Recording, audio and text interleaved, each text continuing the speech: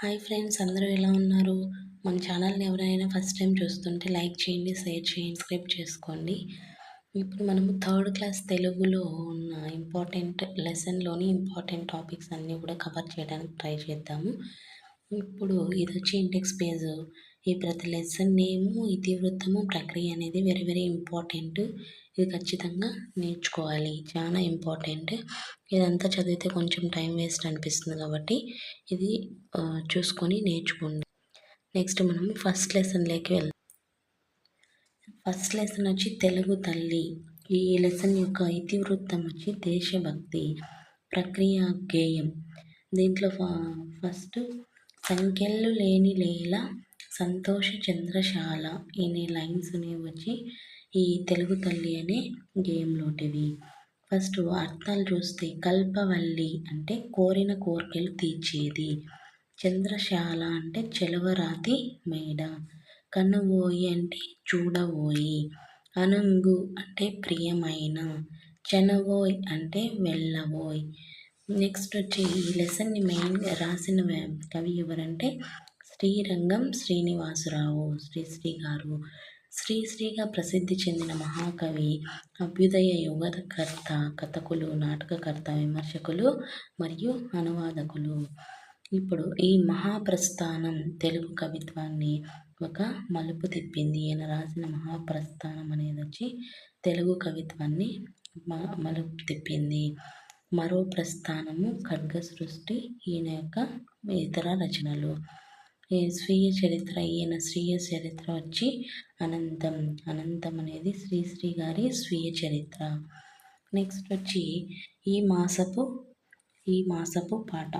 దాని పేరు వచ్చి తల్లి భారతి వందనము.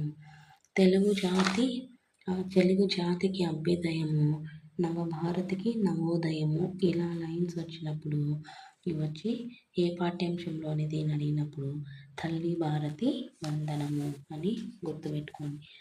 నెక్స్ట్ ఈ లెసన్ రాసింది ఎవరంటే దాశరథి కృష్ణమాచార్యులు.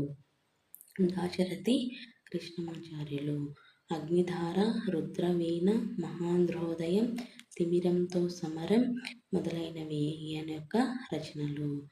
యాత్రాస్మృతి వీరి యొక్క స్వీయ చరిత్ర. యాత్రాస్మృతి అనేది దాశరథి కృష్ణమాచార్యుల యొక్క స్వీయ చరిత్ర. అదే శ్రీశ్రీ స్వీయ చరిత్ర తెలుసుకుంటే అనంతం అనేది శ్రీశ్రీ స్వీయ చరిత్ర. దాశరథి కృష్ణమాచార్యులు గారి స్వీయ చరిత్ర వచ్చి యాత్రాస్మృతి. ఆంధ్రప్రదేశ్ రాష్ట్ర ఆస్థాన కవిగా ఈయన పనిచేశారు. నెక్స్ట్ వచ్చి ఈ మాసపు కథ. తెలుగు తల్లి పాఠంలో ఈ మాసపు కథ అనేది ఐకమత్యం అనే పాఠము వచ్చింది. ఇది లియో టాల్స్టాయ్ అనే అతను రచించారు. దీంట్లో మెయిన్ ఈ కథ చదివితే మనకి ఒక రైతు ఉంటారు, అతనికి 3 కొడుకులు ఉంటారు. ఈ కథ రామాపురం అనే విలేజ్కి సంబంధించి వస్తుంది.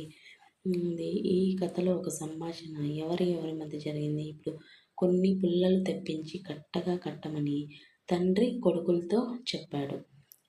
ఎవరితో చెప్పారు అని అడిగితే తండ్రి కొడుకులతో చెప్పారు. ఈ లియో టాల్స్టాయ్ ప్రపంచ ప్రసిద్ధి చెందిన రష్యన్ కథలు మరియు నవలాకారుడు. సమరం, శాంతి, అనా కెరనినా వంటి గొప్ప నవలను ఈయన రచించారు. గుర్తుపెట్టుకోండి, ఇంపార్టెంట్. నెక్స్ట్ సెకండ్ లెసన్ వచ్చి మర్యాద చేద్దాం. ఈ లెసన్ యొక్క ఇతివృత్తం వచ్చి హాస్యము, ప్రక్రియ కథ. ఇది పరమానందయ్య శిష్యుల గురించి మనం విన్నాం కదా, ఆ కథకు సంబంధించింది.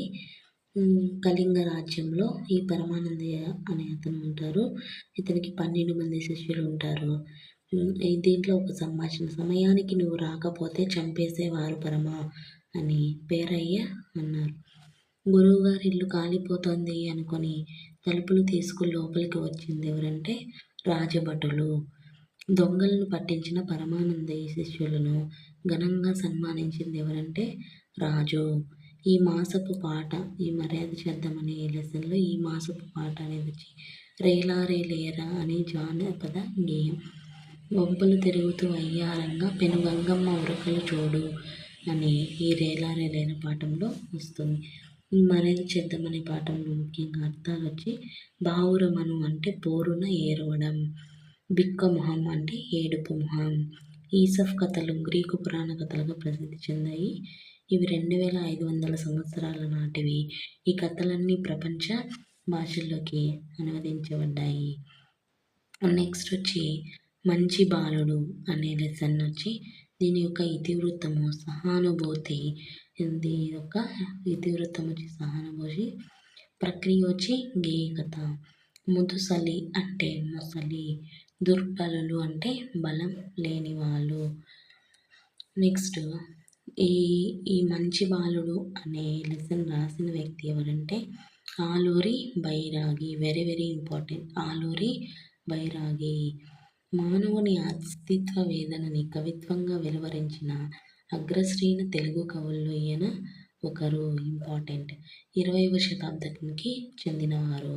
ఈయన యొక్క రచనలు వచ్చి చీకటి మేడలు, నోతిలో గొంతుకలు, ఆగమ గీతి, దివ్య భవనం. ఇవన్నీ కూడా ఈ ఆలూరి బైరాగి గారి రచనలు. ఈయన బాలల కోసం చక్కటి గేయ కథల్ని రచించారు.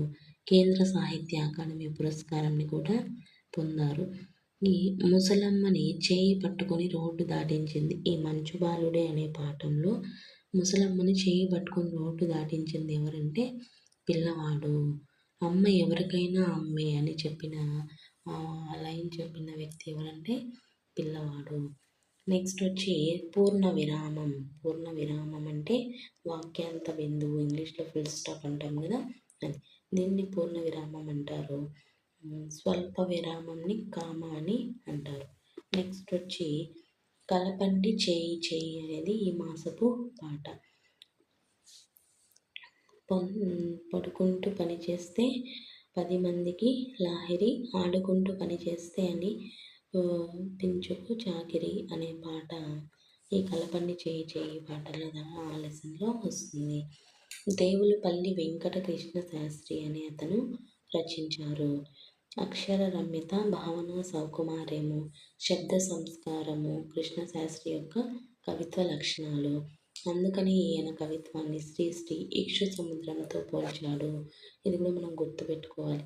ఈ దేవులపల్లి వెంకట కృష్ణ శాస్త్రి యొక్క కవిత్వాన్ని ఇక్షు సముద్రంతో పోల్చిన వ్యక్తి ఎవరు అంటే శ్రీరంగం శ్రీనివాసరావు గారు. ఈ శ్రీరంగం శ్రీనివాసరావు గారి స్వీయ చరిత్ర ఇంతవరకు మనం చెప్పుకున్నాం. ఏమండి దాని పేరు వచ్చి అనంతం.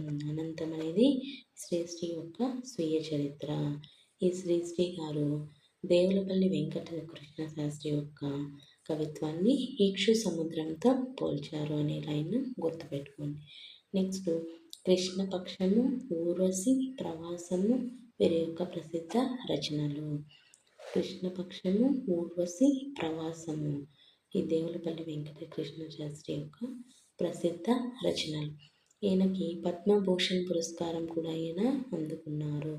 ఈ లెసన్లో ఈ మాసపు కథ అనేది వచ్చి అక్బర్ బీర్బల్ కథ.